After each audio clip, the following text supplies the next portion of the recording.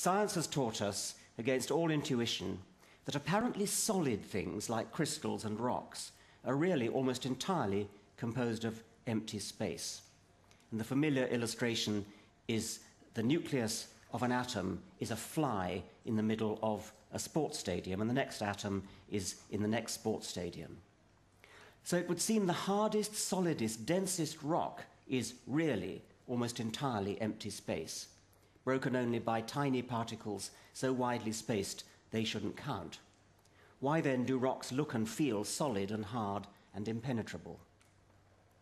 As an evolutionary biologist, I'd say this: our brains have evolved to help us survive within the orders of magnitude of size and speed which our bodies operate at.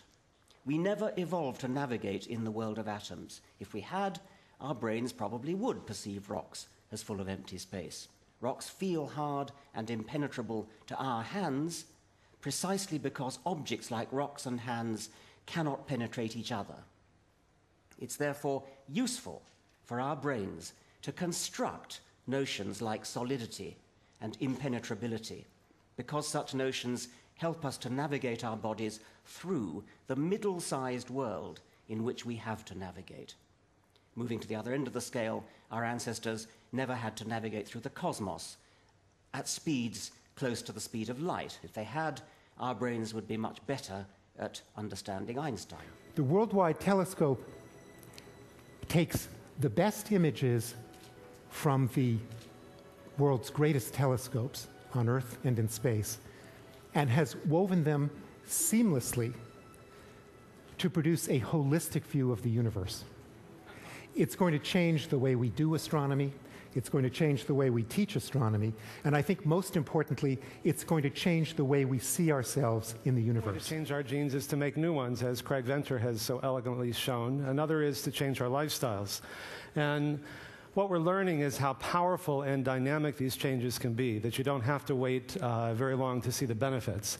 When you eat healthier, manage stress, exercise, and love more, your brain actually gets more blood flow and more oxygen.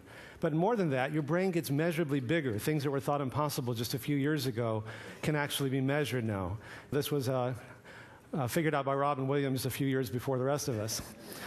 Now, there's some things that you can do to make your brain grow new brain cells. Some of my favorite things like chocolate and tea, blueberries, alcohol in moderation, stress management, and cannabinoids found in marijuana. I'm just the messenger. What were we just talking about? And other things that can make it worse. It can cause you to lose brain cells, the usual suspects like saturated fat and sugar, nicotine, opiates, cocaine, too much alcohol, and chronic stress. Your skin gets more blood flow when you change your lifestyle, so you age less quickly. Your skin doesn't wrinkle as much. Your heart gets more blood flow. We've shown that you can actually reverse heart disease, that these clogged arteries that you see in the upper left, after only a year, become measurably less clogged. And the cardiac PET scan shown in the lower left, the blue means no blood flow. A year later, orange and white is maximal blood flow. We've shown you may be able to stop or reverse the progression of early prostate cancer, by extension, breast cancer, simply by making these changes. We found that tumor growth in vitro was inhibited 70% in the group that made these changes, whereas only 9% in the comparison group. These differences were highly significant. Even your sexual organs get more blood flow, so you increase sexual potency. One of the most effective anti-smoking ads was done by the Department of Health Services, showing that nicotine, which constricts your arteries, can cause a heart attack or a stroke, but it also causes impotence. Half of guys who smoke are impotent. How sexy is that? Now, we're about to publish 2 new studies, one in collaboration with Dr. Elizabeth Blackburn, who won a Lasker Prize a couple of years ago for discovering telomerase. Telomerase is an enzyme that repairs telomeres, which are the ends of your chromosomes that control how long you live, obviously pretty important. And what we showed is that simply in just 3 months, by making these simple changes, you can actually increase your telomerase, thereby lengthening your telomeres and living longer. And we're also about to publish a study, the first study showing you can change gene expression in men with prostate cancer. This is what's called a heat map, and the different colors, and along the side on the right are different genes. And we found that over 500 genes were favorably changed. In effect, turning on the good genes, the disease-preventing genes, turning off the disease-promoting genes. And so these findings, I think, are really very powerful. They're giving many people new hope and new choices. And companies like Navigenics and DNA Direct and 23andMe that are giving you your genetic profiles are getting some people a sense of, gosh, well, what can I do about it? Well, our genes are not our fate, and if we make these changes, they're a predisposition. But if we make bigger changes than we might have made otherwise, we can actually change how our genes are expressed. Thank you. 1,600 of the kids that we've sent out have come back missing at least one full arm, whole arm, shoulder dysartic. And we're doing the same thing we did for more or less that we've done since the Civil War, a stick and a hook, and they deserve more than that.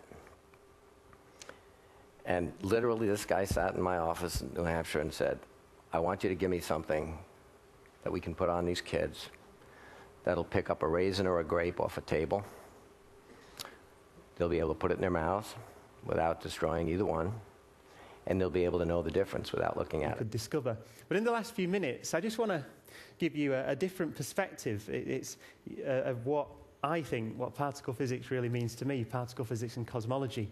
And that's that I think it's given us a wonderful narrative, almost a creation story, if you'd like, about the universe from modern science over the last few decades. And I'd say that it deserves, in the spirit of Wade Davis's talk, to be at least put up there with these wonderful creation stories of the peoples, the high Andes and the frozen north. This is a creation story, I think, equally as wonderful. The story goes like this. We know that the universe began 13.7 billion years ago in an immensely hot, dense state, much smaller than a single atom. It began to expand about a million, billion, billion, billion, billionth of a second. I think I got that right. After the Big Bang, gravity separated away from the other forces. The universe then underwent an exponential expansion called inflation. In about the first billionth of a second or so, the Higgs field kicked in, and the quarks and the gluons and the electrons that make us up got mass. The universe continued to expand and cool. After about a few minutes, there was hydrogen and helium in the universe. That's all. The universe was about 75% hydrogen, 25% helium. It still is today. It continued to expand. About 300 million years, then light began to travel through the universe. It was big enough to be transparent to light, and that's what we see in the cosmic microwave background, that George Smoot described as looking at the face of God. After about 400 million years, the first stars formed, and that hydrogen, that helium, then began to cook into the heavier elements. So the elements of life, carbon and oxygen and iron, all the elements that we need to make us up were cooked in those first generation of stars, which then run out of fuel, exploded through those elements back into the universe. They then recollapsed into another generation of stars and planets. And on some of those planets, the oxygen, which had been created in that first generation of stars, could fuse with hydrogen to form water, liquid water on the surface. On at least one, and maybe only one of those planets, primitive life evolved, which evolved over millions of years into things that walked upright and left footprints about 3.5 million years ago in the mudflats of Tanzania, and eventually left a footprint on another world, and built this civilization. This wonderful picture.